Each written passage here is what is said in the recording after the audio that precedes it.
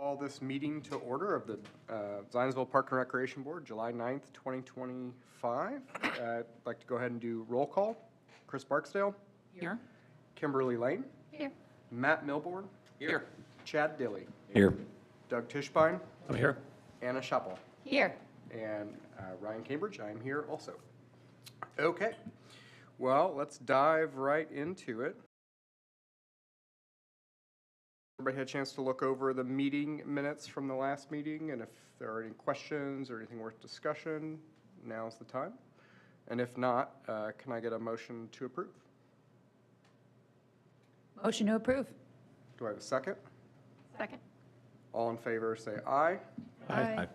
All opposed, same sign. I'll Okay. abstain. Matt abstains. So motion passes, motion carries.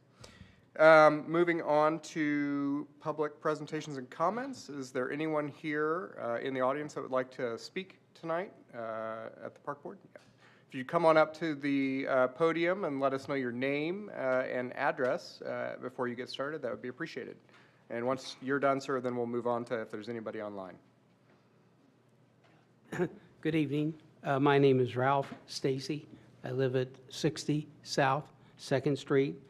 And I just wanted to follow up and to see if, I believe the deputy mayor sent some information to the board president just of recent. Yes, I just received it yesterday. Yeah, and I wondered if you had a chance to look it over. I did look over what was sent, the email that was sent to me, which included several attachments, I believe, and some back correspondence between you and Jared. And the mayor. And the mayor as Yes. well. But as Jared is out of town, I haven't had a chance yet to talk with him about it. I've just received the message from Okay. Justin. I think I've expressed a number of times to both of those individuals my concern about a public safety issue in Lincoln Park. Would you like to tell the board? Well, why don't I just read what my most recent communication was? And we received 2 notices on the June 25th Zionsville Plan Commission public meeting, which we did attend, my wife and I talked to my family many times before coming to public meetings to kind of get their ideas too. I briefly outlined our remaining thoughts and concerns. Those concerns and thoughts have been expressed before, once formally on April 13th and another time on May 30th. Jared and John have done a nice job coming to the Village Residents Association and, letting them know about Lincoln Park. When I say my family, our 3 main concerns, as stated in the May 30th memo, are the 2 public safety issues. You're actually compounding an issue that's already there. The lack of the use of the new Lincoln rail fence to guide visitors to traditional entry points and avoid jaywalkers between parked cars, especially on 1st, 2nd, and Cedar Street, and I even think on Oak Street now. The new attractive fountain and there's a dire need to inform people about that sidewalk on Oak Street, how dangerous it is. That particular area, within the past 3 years, I have been hit almost twice, and I've lived in that area. It's been my legal address for 79 years, except for 2 years when I served in the Army in the 60s. I know the area well, and I outlined the concern about public safety in my May 30th memo to Jared and also to the mayor.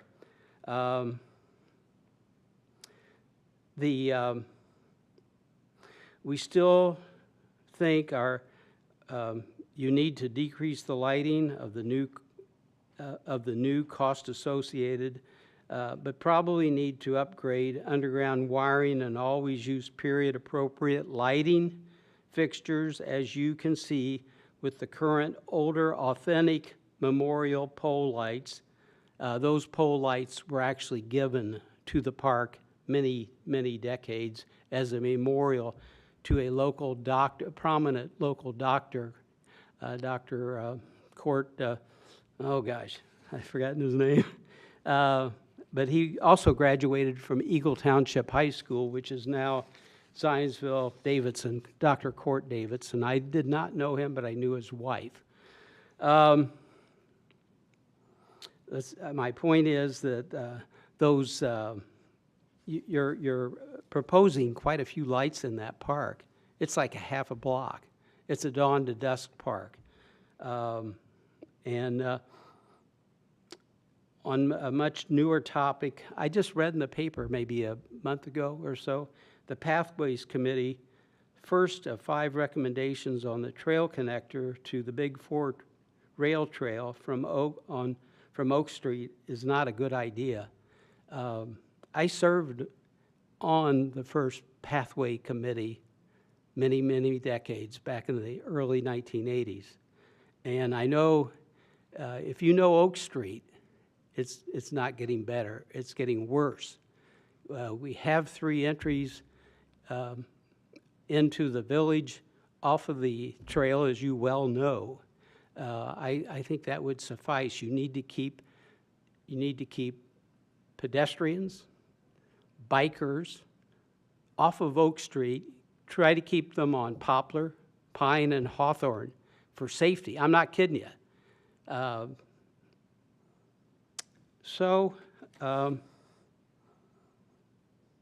wondered if I'd be glad to come back again after you talk to Jared, but I really think you're compounding a problem with the fencing, and there needs to be designated areas. I think you should be well aware that 2nd Street between Oak and Cedar Street is one-way north. People come the other way. They park all different directions. People are walking down the middle of 2nd Street in front of my home, and cars are coming from the west, turning off of Oak Street at high rates of speed. Somebody's going to get hit. I'm out there telling people that if I'm on the front porch swing, I say, hey, get over to the side of the street. You don't know what's coming around that corner. I really think take some time. I would appreciate, President, if you would disperse my previous, I would have hoped that, I'm sure Jared had discussed these with the board. My concerns, there's one of the things that I still don't have an answer is that when I was a kid here in the community, we had a teacher, her name was Miss Dorothy Roby. Wonderful gal. She grew up here. She was a native. And she taught at the high school for 49 years. She went on and taught another additional 19 years at Pleasant View for gifted children. And there's an area, and there has been an area, and I'm trying to do some research for the Parks Department. I have given the Sullivan Muntz all the information I have that I've collected in my years. I've spent thousands of hours working in Lincoln Park over my lifetime, and my family has too. But I've given them articles that I have. Jared was totally unaware of the time capsule in the park. He knows where it is now. We even have an article in what Sullivan Muntz is working on. It shows the location and things like that. But I've known a lot of people that have spent a lot of time and effort in our first municipal park, and I'm here to represent them even though they've left us. I can remember them talking very adamantly about the need for a Lincoln split rail fence. It took us a long time. When I was much, much younger, I can remember that they used telephone poles that were cut off, painted white, had cables running around there.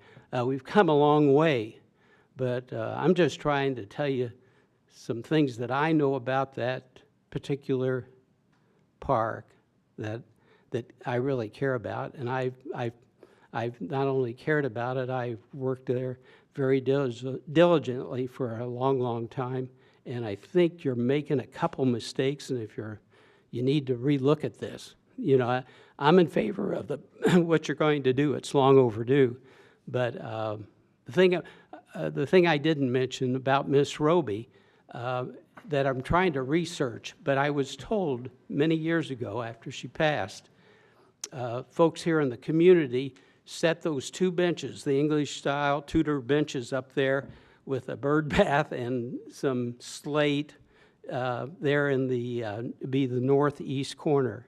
And, you know, they haven't been kept for decades, kept up. That's a big problem, is upkeep. But to me, that's been a disgrace, and I have a memorial tree that over 40 years ago that we put there in the park in memory of my mom and dad, and for 20 years I've been trying to get it taken out because it's dead, you know, and we need to move quicker on different things. And I've talked to past presidents of the park board, I've talked to the previous park director. I'm glad you're doing what you're doing, but you need to fine-tune a few things there, okay? You know, thank you. Thank you. I appreciate that, your feedback, but more importantly, I appreciate your passion for that space Yeah. and for Zionsville, and a lot of that being rooted in history, but also in the safety of the people. Yeah, and that if I use it. can, you know, if I can ever be a help, I can remember when the Parks Board was formed in 1972. I applied for that, and I didn't get it. The good old boys were in. Not too late. It's not too Huh? late. No, I've served. I've worked in Lions Park for 53 years, and many other places. So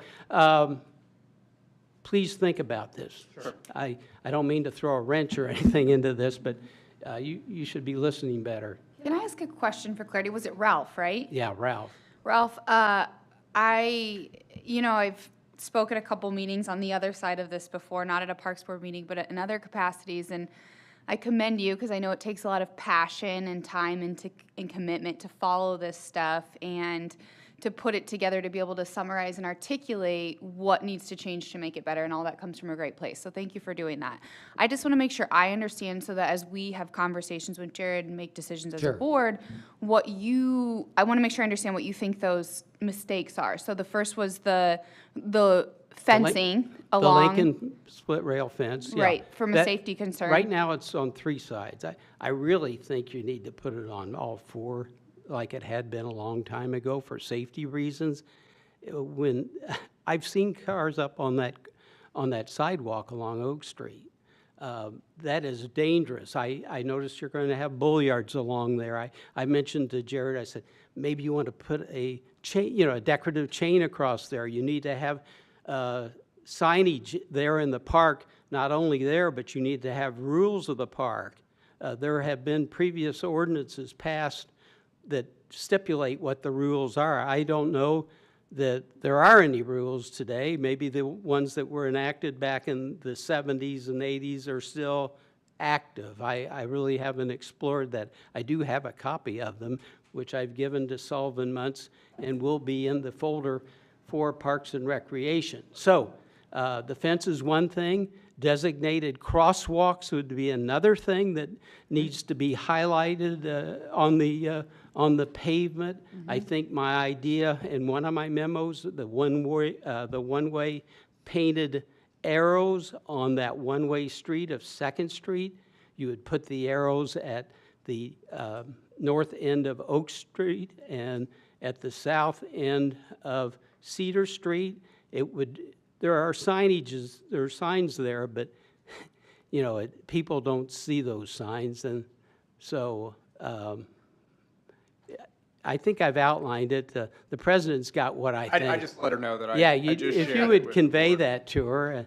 Yeah, I think there's a lot of public interest in Lincoln Park, and some of the comments you're making, I've heard from even business owners in the village, especially about the upkeep and things like that, as to what will that look like. And It's so, been miserable. yeah, I think it's worth us all kind of having a meeting as we're going through this and refreshing it. It gives us an opportunity to try to to the best we can, get started on the right foot, right? And so this feedback, I want to just make sure is incorporated to help do that. Yeah, I don't think I've answered your question yet, but Well, you did, little because bit. he's going to send it to me, and I've got it. It's the rails, take it's a the look at all- crosswalk, it's the lighting, all right? 4 pages, you know. Okay. Yeah, I think, got it. and feel, my phone number's on there. I'd be more than willing to sit down and talk. I appreciate that. Thank you, Ralph. Yeah, thank you. Mr. Appreciate Spencer, it. right? Mr. Spencer, is that the last name? Pardon? Is that Stacy. Mr. Stacy? Is that your Ralph. last name? Yeah. I just wanted to say thanks for your service to the country. I know you mentioned that you were a citizen for 79 years, other than the 60s when you served the country. So thank you. Yeah, yeah. Thank you for serving. Yeah, did you make it down to Lions Park for the infantry band? Last night? Yeah. Yeah, it was It's just, beautiful. this is the 50th year since Vietnam, the ending of it, so, thanks. Thank you. You know, I did get a chance, I literally just got this yesterday from the deputy mayor and haven't had a chance to talk it over or even let Jared know that we've received it. I did share it and just forwarded it to you all, but I think it does warrant a larger discussion with Jared present, since he's been part of a lot of the discussions over what looks like the last several months. I think that there's some very, very valid concerns in there. I also think that there's probably some answers in the design process with the design team. And there's no one here from REA tonight, but I know that Tricia is here frequently. So I'm wondering if maybe at a future meeting, after we've had a chance to debrief with Jared, that we could have the design team from REA also maybe come and facilitate some answers to some of these questions, specifically around things like the amount of lighting and some of the more technical aspects. Is REA Rundell Erzberger? That's correct. Yeah, I worked with them back in the 1980s when they first graduated from Ball State, and we had the Miracle on 2 Main Street program and many other things. And one of the things they recommended were the park benches, very similar to yours. And if you'll read my memos, there's a little background on that, and the street lighting is the same way. And there's a whole story about the period street lighting on Main and Elm Street. I won't go into, but I could write a chapter on it. Sure. Okay. Well, we thank you for that. I do know, as we, being a landscape architect that works on a lot of parks, a lot of times when we work on these sites, especially ones that are historic in nature and have some of these elements, these period elements, you know, when technology is integrated with lighting, I mean, lighting's come a very, very long way, even in the last 10 years, let alone the last 50 years. You know, I know that sometimes retrofitting those fixtures to meet current standards is difficult, but I don't know what decisions were made in that process, but I certainly would be willing to ask the question and, you know, have Mindy or Jared kind of weigh in on that. Now, I will say, to me, this is sort of, this sort of discussion at this point in the process, you know, which they're essentially ready to bid the project, is indicative of, I think, a challenge that maybe the park board or the parks department and probably the town as a whole has had historically, with really kind of embracing a more public process at the beginning of a project. So, you know, when we do a 5-year master plan, and I think this is a common approach with a lot of communities simply because it makes it more efficient, but if you think about doing a 5-year parks master plan, there's a lot of community engagement that goes into each of those. You know, there was a plan developed for each of the parks, sort of a 5-year action plan for each of the, Lincoln included, you know, that the community had an opportunity to weigh in on. And I was not on the board at that time, or I guess I was when we approved it, but not when they did the workshops. But all that to say, you know, if you look at the plan that is drafted today for construction, it is different aesthetically and somewhat programmatically than what was in the master plan. And I think that was just from an evolution of design and learning more about the site and sort of adding some layers of reality. But I think it would be a better practice moving forward if the park board and the community were more engaged at the beginning of a design process for any park. That way we can get some of this sort of institutional knowledge and feedback that you're never going to get from a site analysis or, you know, a technical perspective at the beginning of a project. So I just think as we think about new capital projects going forward, really as a board and as a department, leaning into and embracing the value of public engagement, especially at the beginning of the project. So that's it's my soapbox, but I think as a next step, Mr. Stacy, I do appreciate your feedback. I have shared that with the board, but I do think, the reason I didn't address it tonight was I want to have a chance for everybody to review it, because it's quite a bit of information, and also to get some of the background and context from Jared as well. So we'll make an effort to do that over the next couple of weeks, and then see if we can't get someone here also from the design team to maybe answer some of these questions and from a technical perspective. I highly regard Jared. Jared's an Eagle Scout, and I'm glad he's our park director. And I mentioned at the Plan Commission meeting, should be at the Town Council, that I think Parks and Recreation are underfunded, understaffed, and but I don't know what the town can do because of other decisions that they've made. So, but I keep up the good work. Thank you. We appreciate that, and at least I personally echo that sentiment. I think Jared's doing a very good job, and the department's quite a few steps sort of into the modern era from when they started. I mean, Mindy and her team have always been doing really great work, but in terms of management and data tracking and advocating on behalf of the department for funding, he's doing a good job of that. So, but I do agree. We're at this point as a town where we're kind of in between growing from a village to being kind of a larger city from a departmental standpoint, and the funding has to keep up with that. We can't. If we could magically subdivide and copy Mindy, we'd be doing okay, but we can't. So I think it's a good reminder also that investment in parks is an investment in quality of life. It's an investment in economic development. It's an investment in property values, public safety, public health, all of these things. And importantly, it's a choice.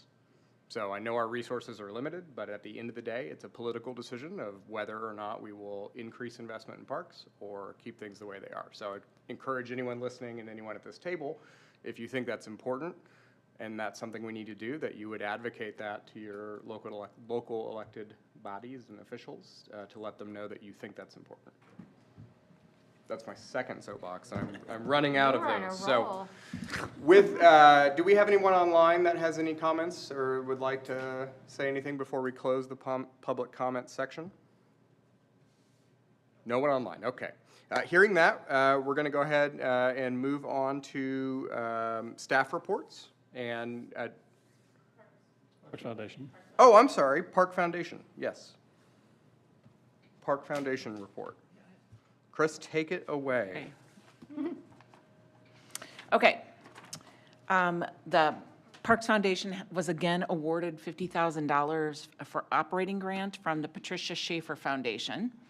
And they also received a grant of milkweed plugs from the Monarch Watch. And those have been planted in the last month. And then the big thing that's happening is there's 2 restoration projects that were identified that are going to be paid for in full by the dedicated endowment that was established by the Carpenters in 2023 for the restoration efforts in the preserve. And we'll be looking at those agreements when we get to new business tonight. Okay. That's a great update. That's exciting to hear they're continuing to be successful in securing funding, especially for operating, which is a really difficult thing to get funding for. So that's great. All right.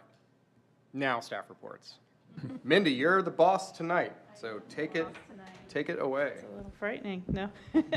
All right, so I'm just going to highlight some things off of Jared's superintendent report, and then I'll roll into my report for recreation. So for maintenance for the month of June, maintenance staff created 375 work orders for the month. They actually completed 382, so some of those were past due work orders from May that they caught up on. Of those, 267 were preventative and 108 were reactive. Maintenance also completed excavation and pouring of all the Big Four bike repair station pads. So the repair stations and bike parking will be installed in July. And that's, again, part of that 2024 SIBA grant award that we did. For natural resources, the teams completed all the spring plantings from all the milkweed plugs and all the leftovers from the native plant sale. and they've moved to watering all of those new plantings to keep them alive, and then also combating thistle and other invasives within our parks department and project sites around the parks. The programming staff have been at the VRA food truck series that went on throughout the month of June on Monday nights. And we were there to kind of share the improvements that we're looking at for Lincoln Park and also to highlight the Love for Lincoln event that we'll be doing. So answering people's questions, telling them how they can get an engraved brick, and so on. As far as projects that are going on, so Structure Midwest, if you haven't been out to Mulberry Fields, the concession stand is moving along. The block installation is complete, and they are framing up the roof. So it looks like they've got that ready, and they just need to put on the actual roofing. Carpenter Nature Preserve, MatCon is continuing to do initial grading and site prep for Phase 1 construction.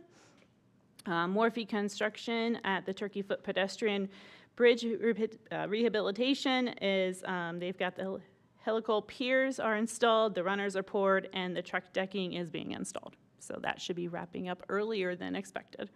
So the Holiday Bridge pedestrian railing is also moving forward and is being installed by MoFab Fabricators also. So, and then as far as with Lincoln Park, I know we had a little bit of discussion. So there were 7 competitive bids that were collected for the Lincoln Park refresh bidding process. And so those will be before you guys. So I'm assuming REA will also be here in the August meeting. So the good time to ask questions. Yep, good timing. And then, like I said, the Love for Lincoln campaign is ongoing. So feel free to share that information for everybody. And that is all I have for superintendent, unless you guys have a question that I might be able to answer. Anybody have questions for our interim Jared? Interim Jared. Okay. A lot of updates. I know there's a lot going on this summer, so appreciate that. It's fun to see a lot of work happening alongside all the different events and programs and camps and all that stuff too. Yeah, so I can move into that report if you want me to. All right, please do. Proceed. All right, so recreation for the month of June. So we had 1,791 walk-ins to Zionsville Nature Center. So the Nature Center has been very busy.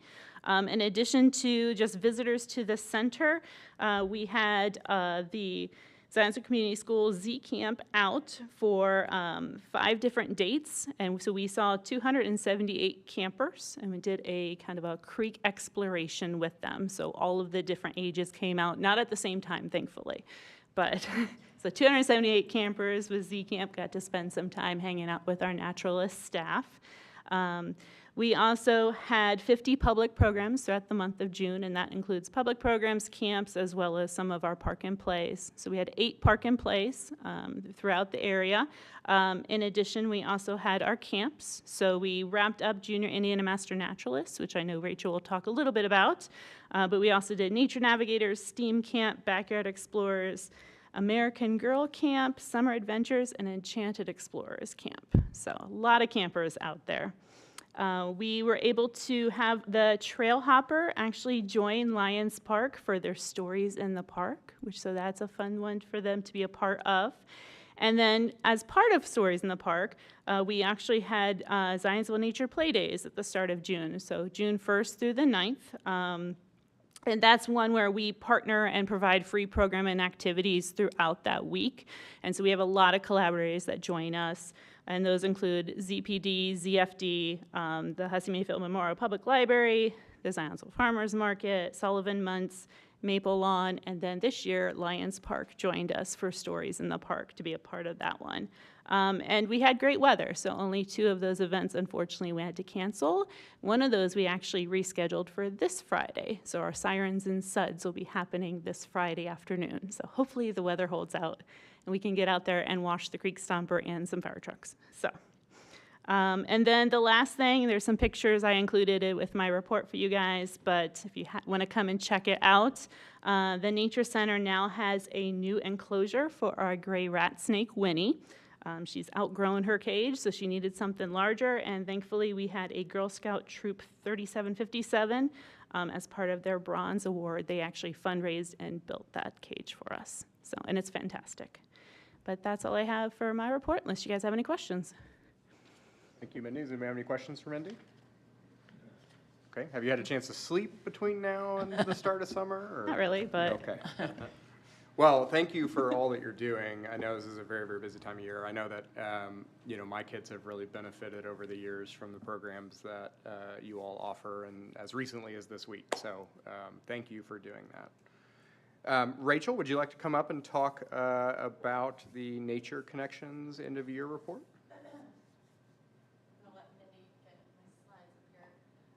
So I'm Rachel Felling. I'm a naturalist with the park. So I'm going to talk to you guys just very briefly about our Nature Connections program, which is our school year-long program, thank you, that we do with third graders from a few of the Zionsville community schools.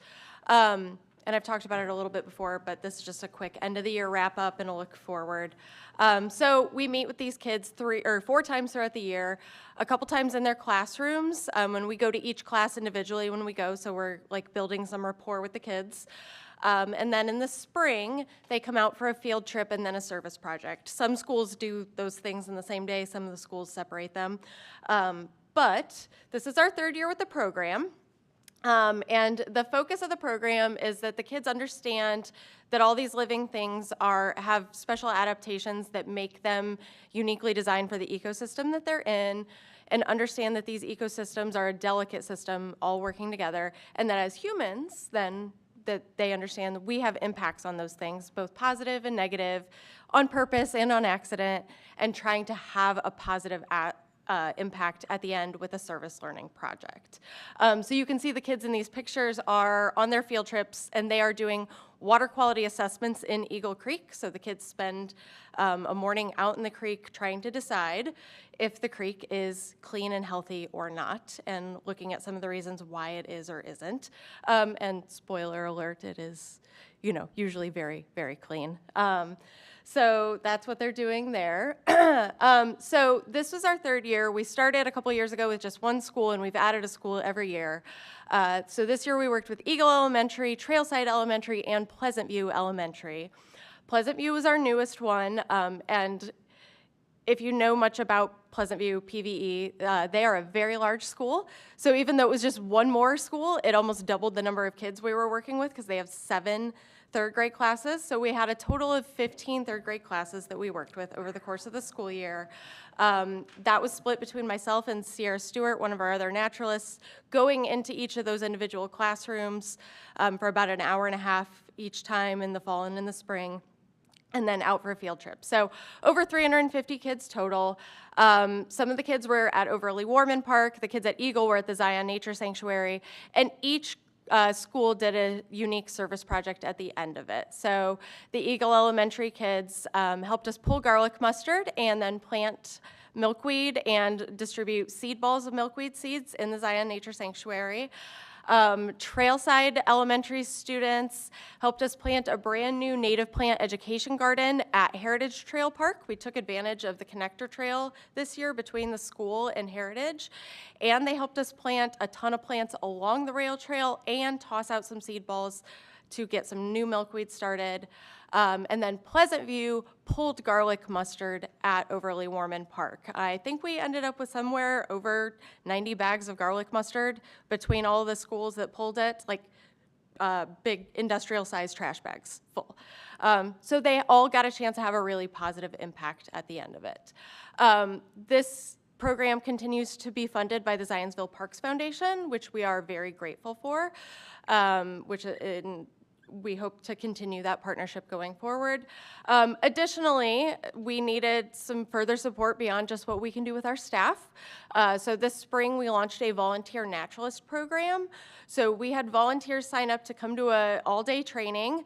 Everyone's background checked and make sure that, everything's good to go, and we went through training on how to work with kids and how to help us on field trips, not just the Nature Connections programs, but other field trips as well. So we brought in some really awesome volunteers, pulled a lot of those through our Indiana Master Naturalist class.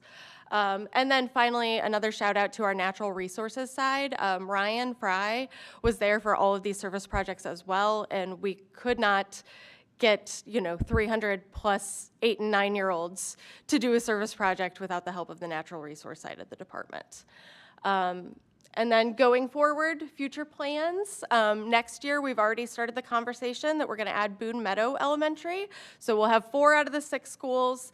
And then the year following that, we should have the capacity to add the final 2 schools. And then eventually, once Carpenter is open and running and the stream restoration work along Eagle Creek is done, we hope to move the entire program there so that all the kids are getting out to Carpenter, all the service work is happening there. In the meantime, we're going to piece it together through different parks that make sense for each school and what they need. So, and then very finally, hopefully this will play, Jonah, actually from IT, came out one day and took this incredible drone shot. We have a bunch of video and photos. These are Trailside Elementary 3rd graders in Eagle Creek, and it's just really cool, I think, to see all of them out there exploring, looking for living things, having a hands-on experience in the creek with our staff and our volunteers and their chaperones. And the teachers should get a shout out as well. So that is my summary of Nature Connections. If anybody has any questions about that. I don't not necessarily have a question, but I will say that I saw some feedback from the kids and from the teachers. My oldest is in 3rd grade at Trailside, and she loved every second of it and Love that. took me to Heritage Park to see which plant she planted. And so, I love that. yeah, I Better love be that. water in that, right? Yeah. Just that one. yes. Yeah, we had to do a little quality control with the planting afterwards, but it was good. They did a great job. Yeah, she loved it Yeah. and loved you in particular. So Thank you. thank you so much for what you're doing. Yeah, thank you. Thanks for growing the program. My kids are out of the loop at Union, so look forward to you growing the program now so I can have fond memories with my children too. Yeah. Be a chaperone on the field trip. We need chaperones that are willing to get in the creek.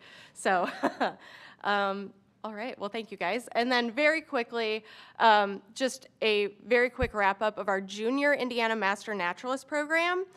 So we've talked about Indiana Master Naturalist before, but Junior IMN is for kids ages 9 to 12. This is the 3rd year we've done it.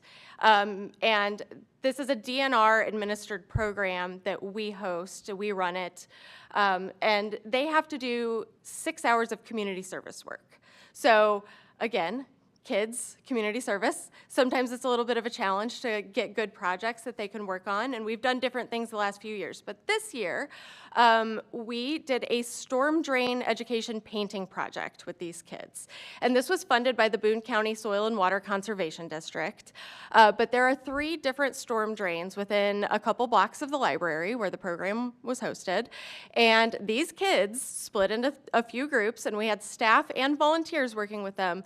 They designed and painted these storm drains with all sorts of watershed education messages as their service project. So the locations are listed here: 5th and Beach, 4th and Poplar, 6th and Poplar. I highly encourage you to go take a look at them if you have not. We have QR code stickers coming that'll be like sidewalk design to stick there that will then take people to a website that talks about the project. Those are on the way. That's one of them. Here's 2 others. But these kids did a remarkable job in just a few days worth of work, and work that had to be hurried along because Mother Nature was not cooperating with us. And we had some rain coming in. So they've all been fully sealed so that they should hopefully look good for years to come. But we were really proud of the work they put in a very short amount of time. So, and shout out to Molly, our other naturalist, who helped with some artistic touch-ups at the end that were needed. So, yeah. Any questions about that? This is also amazing. We live in a world where iPads and social media and AI are taking over kids' childhood. And my son just turned 5, and I always am thinking, like, how can I teach him real skills and maybe go back to some traditional things like learning how to plant things and grow things and take care of our resources that we have, and hearing the passion that it's inspired in other kids, and that's happening in our community, and there's plans to grow that. That's just something to be really, really proud of, because that has generational impacts. You can see the paint on the street, right? But you can't always see the generational impacts that this program will have. So thank you for doing that, and just watching your smile and like the way that you talk about it.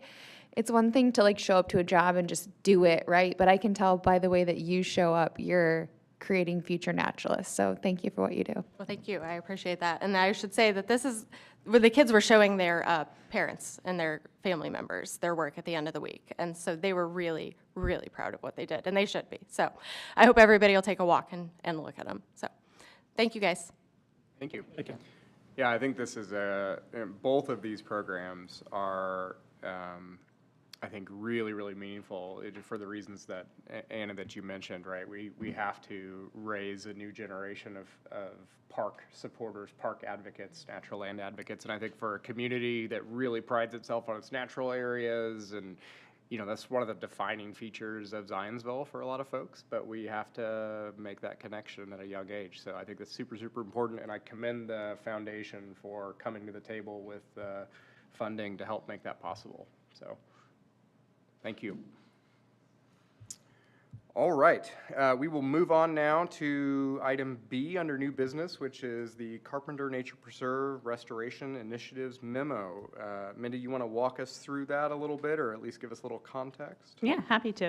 All right, so as you know, and as Chris also mentioned, when the Parks Department did the municipal bonds to purchase Carpenter Nature Preserve, the Carpenters pledged $500,000 endowment towards restoration and care of the property.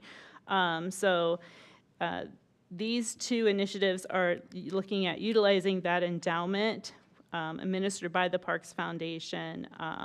And so they have been approved by the Parks Foundation to release those funds pending the Park Board approval to enter into those service agreements and contracts.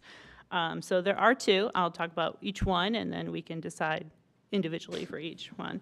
So the first one is being called the Green Carpet Initiative, and so that total amount would be $30,400. And so then to enhance the visitor experience and create an ecological significant improvement, the Parks Foundation, or the Parks and Recreation Department, desires to prioritize enhancing the entrance into Carpenter Nature Preserve, kind of to roll out the green carpet, so to say, with the park frontage, and kind of serving as an example of what an invasive-free and reclaimed natural space can look like. So we want the front, as you first pull into that park, to look its best. So the first phase of the initiative has already begun in-house.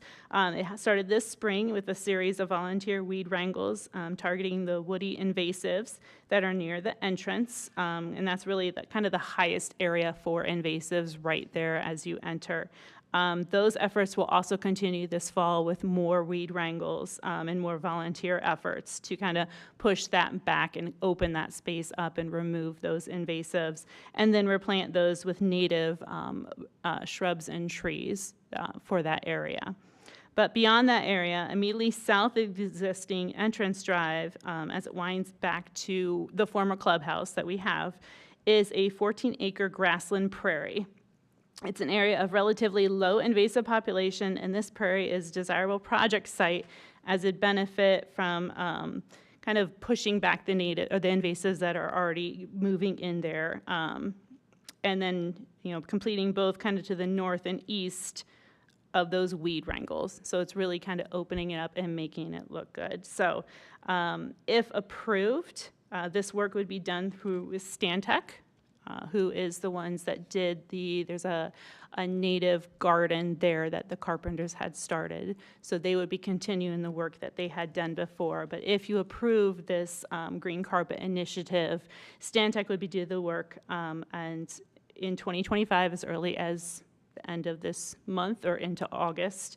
And that'll allow time for them to go in there, remove the invasives, include any natives, and provide adequate time for those populations to kind of emerge and kind of tell that story before Carpenter opens in 2026. So that is the first one. You have the full contract in front of you.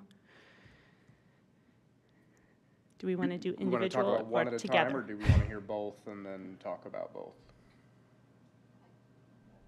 One at a time. Okay.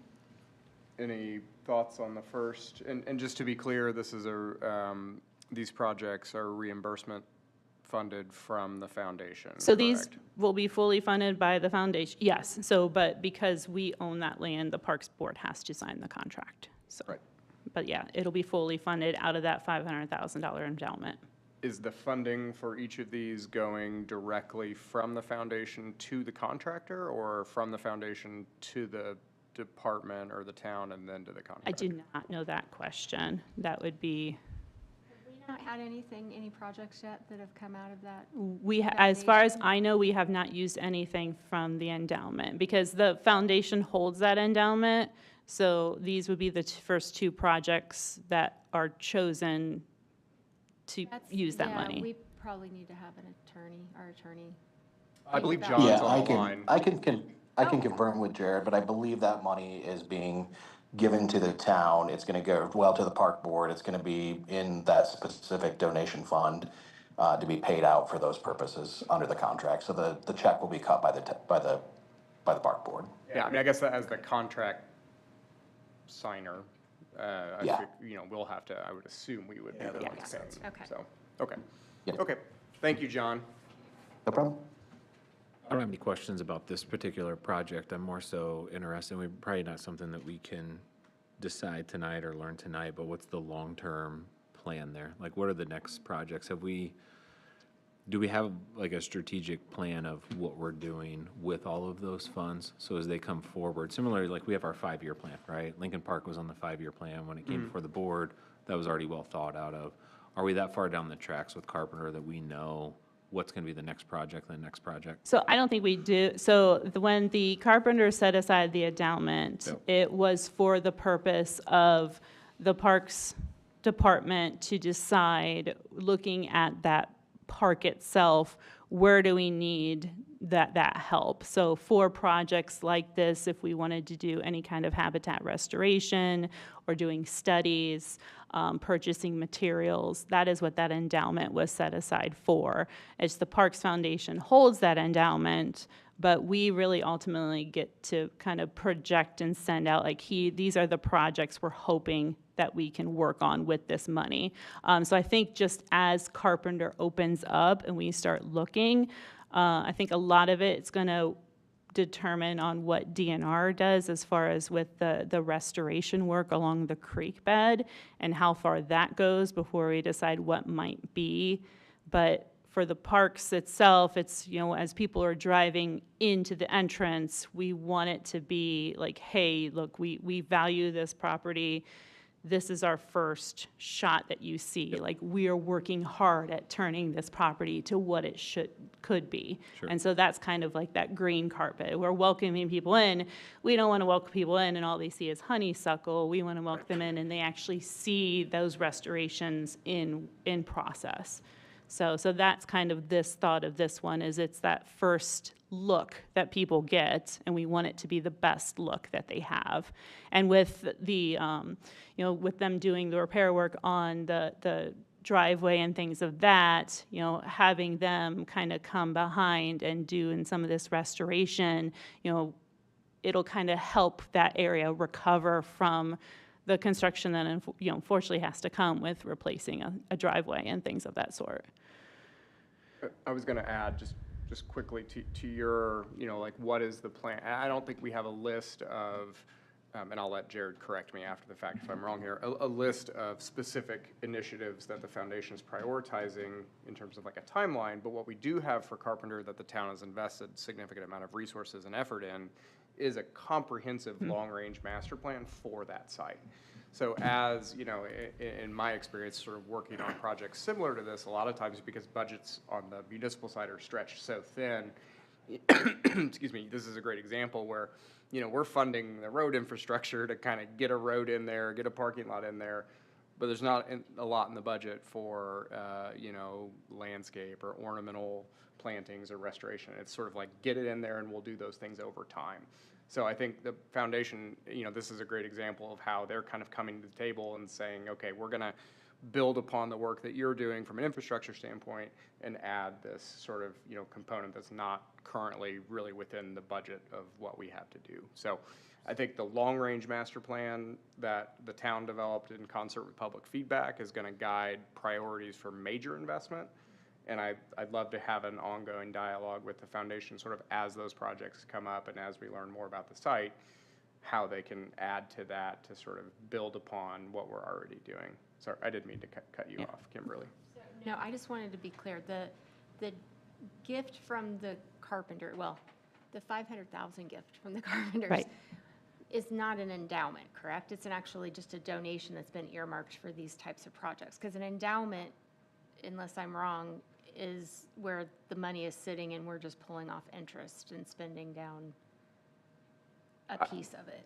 I don't know how they set it up in the. Parks My Foundation. understanding was that it is an endowment, but it's managed and held by the foundation, not the town. So it should, I would assume it's earning interest or invested, but we can take out more than just the interest earned. Because this, to me, sounds like we're hitting the principal. I mean, Yes. it's not been in there long enough to make $500,000. Yeah, the commitments were 250,000 in year one. Oh, that's how they're paying it in. Yes. Yeah. I think the intent of the endowment was that it would serve as a mechanism to continue to receive funds over time, but it's not managed by, by the park board, right? It's a entity It's or. in the foundation. Correct. Yes, and that part I'm clear on, I just wasn't, and it's just semantics. I doesn't have just to wanted to know whether it was. It doesn't have a to be true- just interest or just growth. Okay. And then also to add on that one, I know when you talked about the master plan, so when they did the full Carpenter master plan, they also had Ecologic out. And so Ecologic has a full rendition of really where are the sensitive areas, where the restoration needs to happen. So this and the other one kind of take that whole scope that Ecologic did and kind of pieced out 2 areas that would have the most impact right when it opens on, let's get these done, and then potentially look at what else that in that Ecologic plan might be the next thing to focus on. So, and that could be in-house, or it could be where we look at working with the Parks Foundation and working at that 500,000.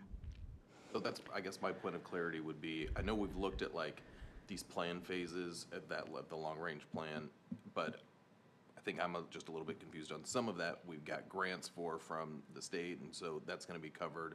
Other pieces are not gonna be used for that, and so they're coming out of the endowment. So I just wanna be, I guess when we're saying, do we have a long-range plan, I felt like we'd seen that before. So what I'm hearing is we do, but then there's some pieces that are not necessarily included on that plan that we need to use other dollars for. Right. I think the long-range plan would be the hardscape. So your phases, phase 1, phase Yes. 2, nature center, like those are kind of structured out because those are where, if you're building a building, it's going to cost this.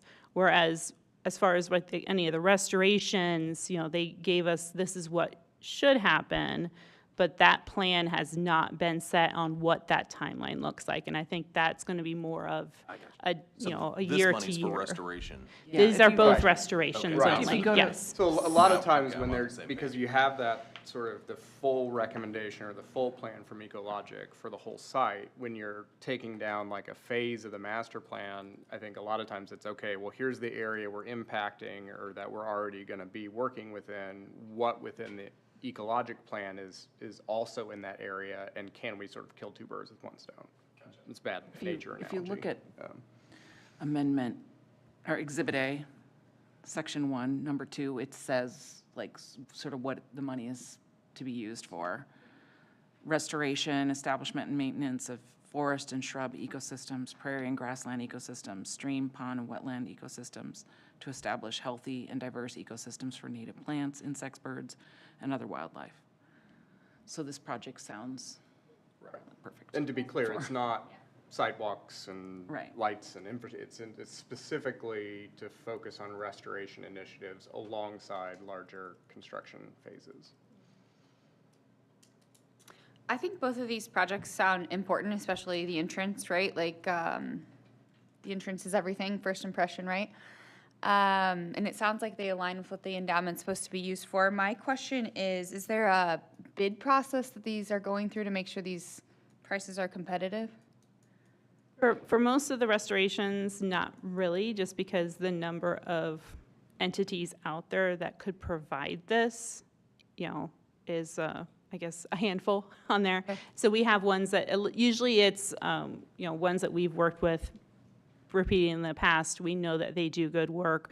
We've used them for various things. Just like I said, a lot of times we'll put out where like Ecologic will be doing invasive work or Stantec will be doing, because these are companies that we've worked with over the years, that we have a good repertoire. We know that they're going to do the quality work that we want. But then, yeah, it'd be different if we were, saying, putting in a road where there might be like 50 companies that could do that. So here it's a little more specialized in what is Yeah. being offered.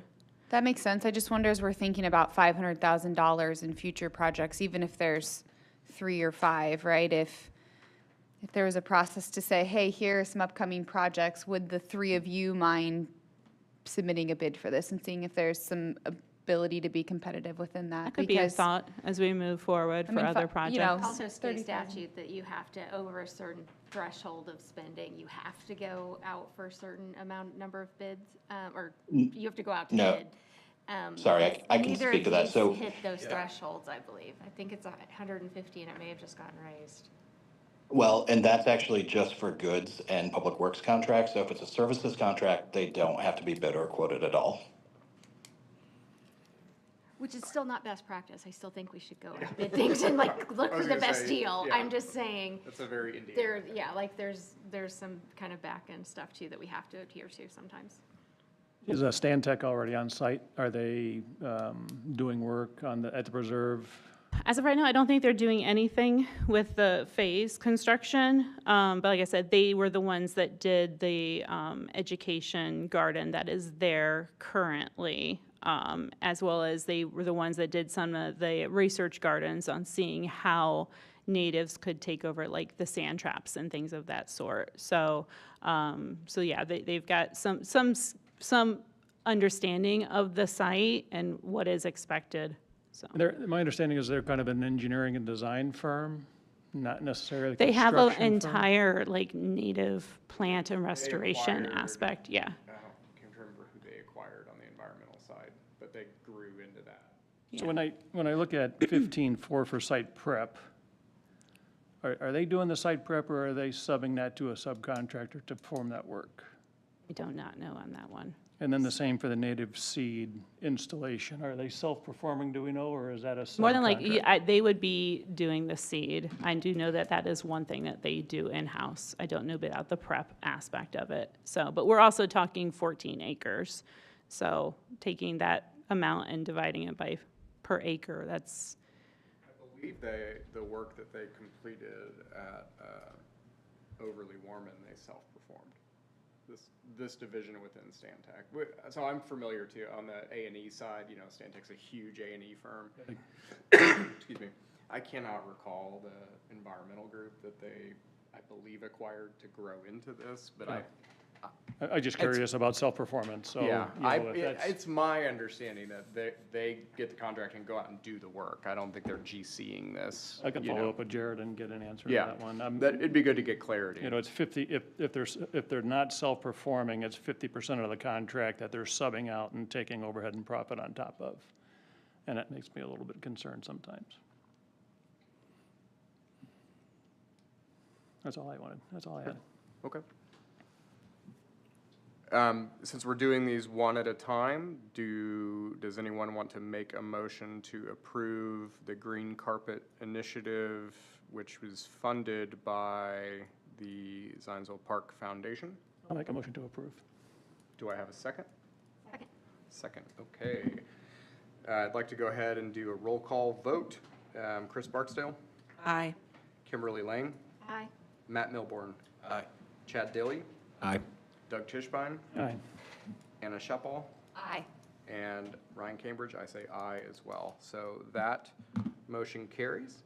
Do you want to, Mindy, take us through the second sure, initiative? yeah, happy to. All right, so the second initiative, that one is with regards to the large pond that is on site, and it's an enhanced conceptual plan. The total amount for that would be $37,929.60. So in addition to the terrestrial habitats, Carpenter Nature Preserve features 2/3 of a mile of Eagle Creek and 3 scenic ponds.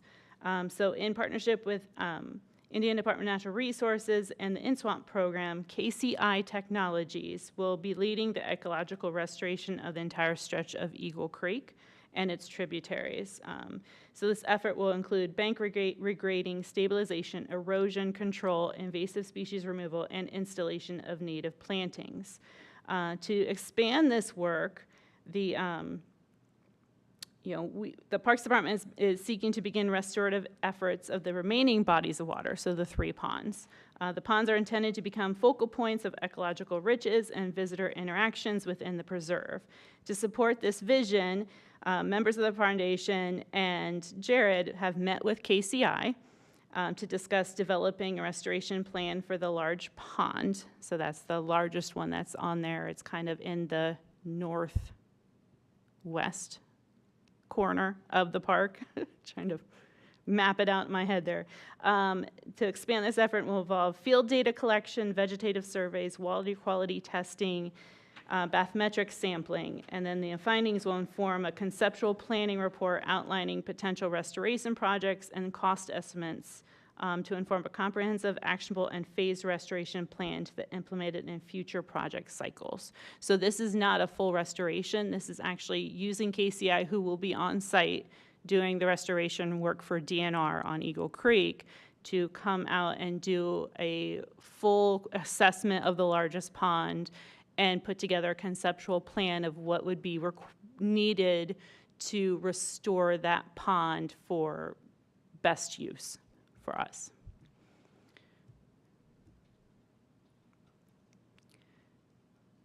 So this is kind of an example, a more micro example of the full plan that Ecologic did for the whole site, focusing specifically on a single pond. Yes. The only comment I would have, if you look at the cost and dive into their fee budget, it's not an insignificant amount of money. It's also not an insignificant amount of work, but a little over half of the total fee is for the topographic and bathymetric survey, which is a necessary part, but they also list that as a sub-consultant that'll be performing that work. So I would be interested if,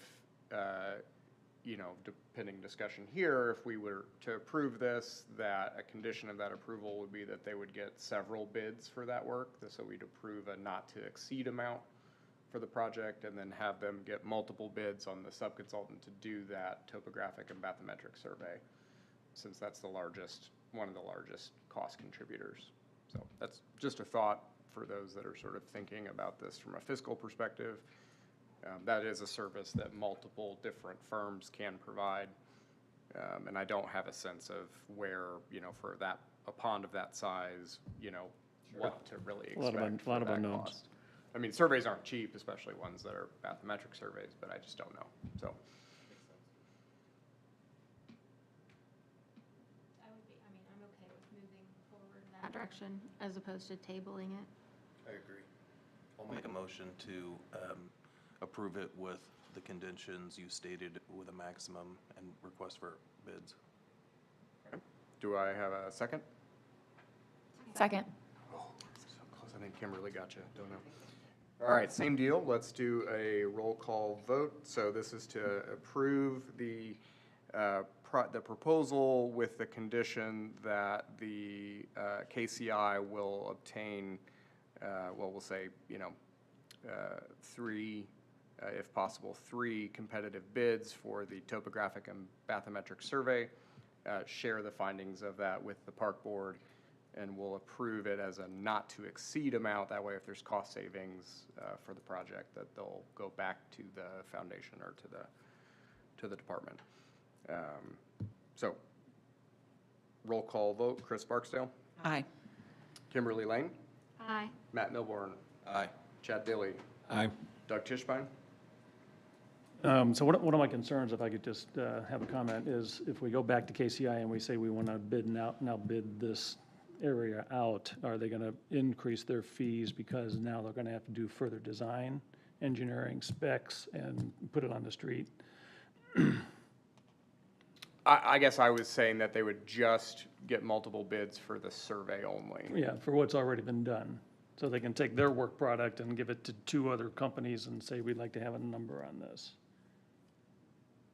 I don't think anything's been done yet. Yeah, nothing. So they would be It would just be getting- a scope of work that Yeah. he's I think that's bidding what on. it will cost They would be when they do getting it. So I'm the, just- How to- did they yeah. establish the $21,000? I'm sure they got a bid from someone, so it would be. Probably someone they've used, or maybe Yeah. they're using for Eagle Creek, and they just figured, well, since you're gonna be out there, what would you Right. bid this for? So they, whoever they have a bid from, they provided a scope of work to, I assume.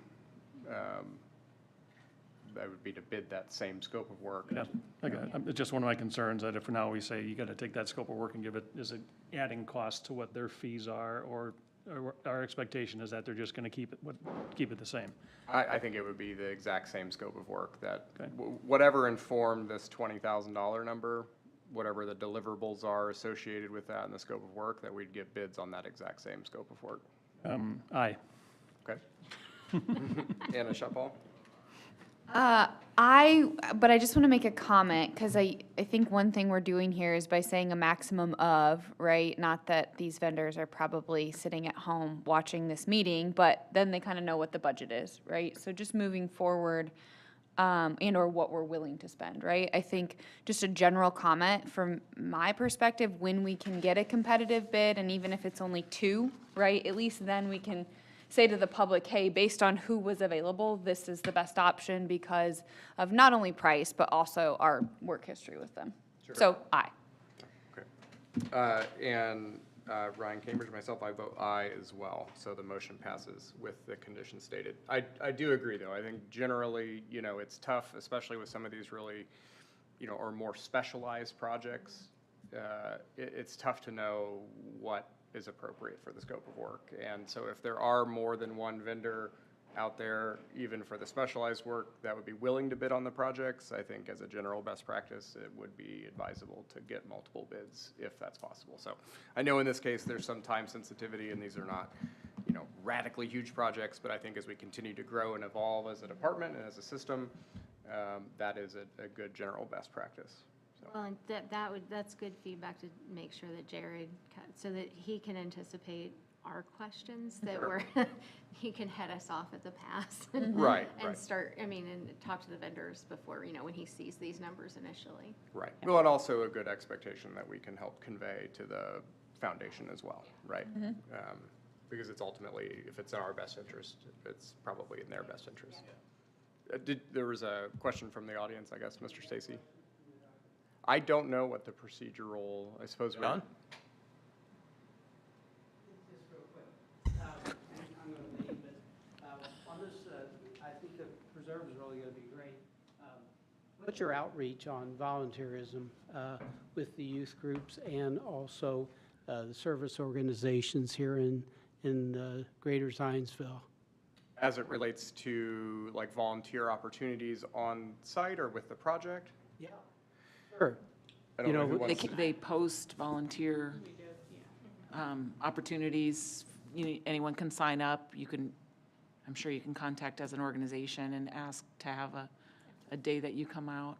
Okay. Have the scouts been contacted? So I can add on this one. So we post for our weed wrangles and things of that sort. They are posted on our website. And so if people are asking, we direct them to, here's the days, like we have a creek cleanup on there, I have a mountain bike trail cleanup on there currently, the brick pulling at Lincoln. But then we also work with several groups. So we work with ARC of Greater Boone County that come out repeatedly and help our maintenance team with things throughout the year. And we've worked with scouts for different things. We do the day of giving with the schools. A lot of times they'll have groups that come out. So they just need to reach out to us. Okay. If what they see posted isn't what they're hoping for, to reach out to us. And it's just if we have a project that is around at that time. We can't always accommodate everyone, but we try. Did you have help from the FFA last year?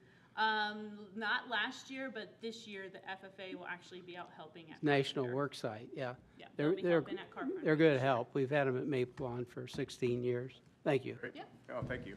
Yeah, excuse me. Yeah, I think, with Carpenter, we're kind of in this ramp-up phase, right, of getting the site even ready to accept help. And the one way, we've actually had really good turnout with the weed wrangles we've been able to do there. Some we've had to cancel because of weather, as kind of a sneak peek. So if you want a sneak peek, come on out and help. So we'll have some more this fall. And yes, FFA will be out there this, I believe in August or September. They'll be out there helping for one day, so. So keep an eye out for those opportunities, and I think there'll just be more and more to come as Carpenter gets more accessible and open. Okay, moving on to item E, the last on new business, the memorial bench application. Steve Myers and Amy Lacey Memorial Bench. So, and this one will be at Elm Street Green by the community gardens, so. Okay. You should have that paperwork in front of you. Yep, it all follows our standard process. I'll make a motion to approve the bench. Second. All right, all in favor, Aye. say Aye. aye. Aye, all opposed, same sign. Okay, motion carries. All right, moving on to old business. Are there any old business items? There's none on the agenda. I'm assuming none that anyone wants to add at this point, or any other board-related items?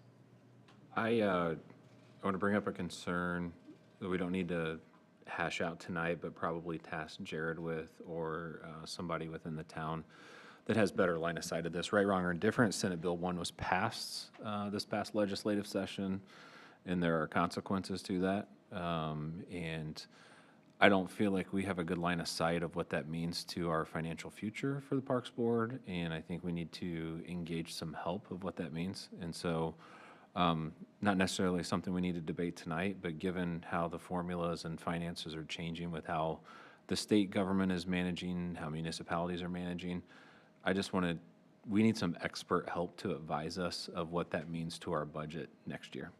Because I think that the town is staring down some big numbers that are challenging, as every municipality is within the state of Indiana. And I think we need to have a real conversation about that, and also all the growth that we're trying to do with Carpenter, and how do you reconcile what I would consider to be those two competing priorities. Yeah, I don't agree, or disagree. It's kind of the Wild West right now, because so many paradigms are changing, you know, at the state level and also with federal funding, you know, the RTP program or the Next Level Trails programs, unfunded, you know, quite a few other things. So I think as we think about how we weather that, I think it's wise to come up with a plan. And I think your recommendation, or at least as I'm interpreting that, we get someone that actually knows what they're doing and has a, you know, the finger on the pulse of best practices and solutions to address those to help us, that would be a worthwhile investment. So I don't disagree there, because at least in my experience working with other communities asking similar questions, there isn't a one-size-fits-all solution that if we just do this, we're fine. You know, I think it's going to be a combination of different things that we can do to kind of be more resilient from a funding or fiscal standpoint, but we need someone to help us navigate that versus sort of bowing to the loudest voice or the easiest cut or the, you know, whoever that may be. So I think we can ask Jared to give us some thoughts on what that could look like and or what the cost might be associated with that, but I think it would be a very worthwhile investment in the reality that we're in right now. So in Jared's absence, we'll assign him homework of maybe pulling together some thoughts on maybe like called a sort of a fiscal resilience plan as we, you know, sort of. Well, look and into budget cycle is starting, so I know they are starting to have discussions on what the budget will look like for next year. So that has started already within the town heads, so. Okay. Any other items before we move on to claims? I just have a couple, just one thing. Jared put together the financial dashboards based on Chad's recommendation, which is a really good tool. Under the, I won't get into the numbers, but I'm just trying to understand under the project purchasing completion section of that dashboard, we show purchase to date and then outstanding. And so what I'm trying to determine is the outstanding amounts, are those encumbered under a contract going towards the purchase of something, or are those amounts that are just kind of like sitting out there in a budget still to be spent? That's a good question. I don't let's have ask Jared when he the gets answer to back. that. I think Yeah. Jared would need to weigh in on Yeah. that. My suspicion would be that that's part of the project. you know, that I would hope that whatever we're looking at here is an approved contracted value and we're measuring against, you know, What we've how much we've purchased out, spent. yeah. But Because the intent behind that was like, if there's 6 bid packages, are we through bid package 4, bid package 6? And these are really small projects, right, comparatively. But do we have line of sight to that? And is there any risk to anything that we're going through? I would have to go back a couple months in my memory to remember what that conversation was and how Jared interpreted that. So I think maybe next month he can walk us through that, or meet offline with him too, because there's some pretty interesting data within that. Yeah, I just see a little budget risk if it just isn't already encumbered and contracted for. Yep. So that's a Yep. concern It's based a on good some of call the out. conversations we've had tonight. Yep. And that's the whole intent behind these, is let's call the risks out now, just so we know how to manage. And because when I looked at all of our overall financial situation through June, halfway through the fiscal year, I think we've spent like 30 or 39% of our budget or something like that, less than 50%. We're halfway through the fiscal year. And it's not going to be an even for even there, but it seems like we're tracking on budget. And if we have any overages here, just be prepared for that. Yeah, it's a good call out, Doug. Yeah, I'd like to think, you know, again, pending Jared's feedback, right, that, you know, sort of looking at how this is structured, purchasing to me, I interpret as sort of materials and goods as part of the overall project. So that would have to be encumbered as part of the, but getting clarity on Be good to that make would sure. certainly be good to make sure, for sure, so. Thanks. That's all I had. That's all I had. The dashboard. Okay, thank you, Doug. I appreciate that. And we'll add that to Jared's homework list of, Yeah, he's not gonna miss another meeting. He's No, gonna does like it- all this When homework. are we going to assign assignments to Matt when he misses meetings? I mean, we got to do that going forward. Is there a Yeah. homework list somewhere that I need to get caught up on? we'll task him with solving all the funding deficit challenges. and- He's a finance guy. Yeah, see, there you go. Okay. Well, any other new items before we move on to claims? Okay. Has everyone had a chance to look over the claims for the 7-9 and the 7-9 packet? Have any questions or concerns? And if not, is there a motion to approve the claims as listed? Do I- Second. Okay, first and a second. All in favor say aye. Aye. Opposed, same sign. I vote aye as well, so that carries. Do I have a motion to adjourn? So move. Okay, second? Second. All in favor, aye. Aye. Aye, opposed, same sign. All right, motion carries. Meeting adjourned.